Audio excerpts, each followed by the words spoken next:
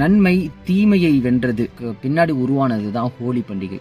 ஹோலிகா பிரஹ்லாதன் அப்படிங்கிற ஒரு அண்ணன் தங்கச்சி, அவங்களுடைய அப்பா ஹிரானியா, அவர் ஒரு அரக்க அரசன். இவங்க 3 பேருக்குமான ஒரு சின்ன நிகழ்வு தான் இந்த பண்டிகைக்கு பின்னாடி இருக்கிற உண்மை.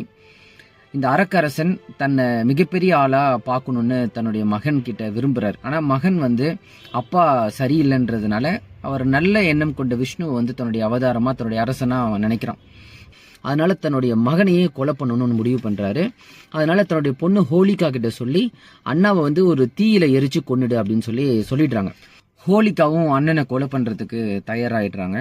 ஒரு பெரிய தீ மூட்டி அதுல அண்ணனை எரிச்சிடலாம் அப்படின்னு முடிவு பண்றாங்க. ஆனா அந்த நிகழ்வுல ஹோலிகா இறந்துடுறாங்க. பிரஹ்லாதன் உயிரோட இருக்கார். அவர் நெருப்புல சாகா வரம் பெற்ற ஒரு ஆளா இருக்கார்.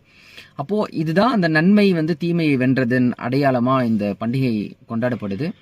எல்லா பண்டிகைகளுமே ஒரு கதையின் மூலமா தான் கட்டமைக்கப்பட்டிருக்கு. அந்த கதை என்னங்கிறத நம்ம தெரிஞ்சுக்கணும், அதை அலசி ஆராயணும். அதன் நோக்கம் என்ன, அது எப்படியான ஒரு நெட்வொர்க் அது சமூகத்துல உருவாக்கியிருக்கு, அதுல நன்மை இருக்கா, இல்ல அதுல பின்னாடி ஏதாவது கட்டுக்கதைகள் இருக்கா, இந்த மாதிரியான ஆராய்ச்சிகள் இது ரொம்ப முக்கியமானது. ஏன்னா இதை அடுத்தடுத்த தலைமுறைக்கு நம்ம கடத்திக்கிட்டே இருக்கோம். அப்போ கண்மூடித்தனமா ஒரு வேலையை நம்ம செஞ்சிட முடியாது, செஞ்சிடவும் கூடாதுங்கிற ஒரு அக்கறையினால தான் இந்த கதையை நான் எடுத்து வைக்கிறேன். எப்பவுமே ஒரு நிகழ்வை விட அந்த நிகழ்வுகளுக்கு பின்னாடி இருக்கிற அந்த உண்மையான காரணங்கள், அதன் நன்மைகள் அப்படிங்கிறது ரொம்ப முக்கியமானது.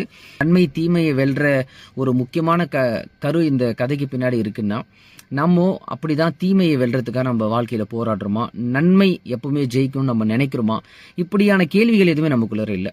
கண்மூடித்தனமா நம்ம கொண்டாடிக்கிட்டே இருக்கோம். கொண்டாட்டங்களை விட இந்த கொண்டாட்டத்துக்கு பின்னாடி இருக்கிற அந்த ஆழமான காரணம், நன்மை எப்போதும் சமூகத்தில் ஓங்கி இருக்கணும். அன்பும் மகிழ்ச்சியும் சமத்துவமும் மக்கள் மன்றத்தில் முதன்மைத்துவம் வாய்ந்ததா, ரொம்ப மதிக்கத்தக்க ஒரு பண்பா எல்லார்கிட்டையும் இருக்கணுங்கிறது தான் இந்த கதை நமக்கு சொல்ற நீதி. இந்த உண்மையோட இந்த பண்டிகையை நீங்க கொண்டாடுவீங்க நான் நம்புறேன். இதை எல்லாருக்கும் பகிர்ந்துக்கோங்க.